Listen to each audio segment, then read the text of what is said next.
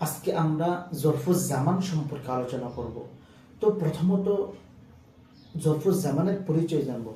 জরফুজ জামানের সংক্ষিপ্ত পরিচয় হলো এমন জরফ যেগুলো সময়ের সাথে সম্পৃক্ত, যেমন আল-ইয়াউমা, আল-লাইলাতা, গাদওয়াতান, বুকরাতান, গাদান, মাসাআন, আতামাতান, আবাদান, আমাদান, হাইনামা, সাহারান, ওমা আশবাহ যালিকা।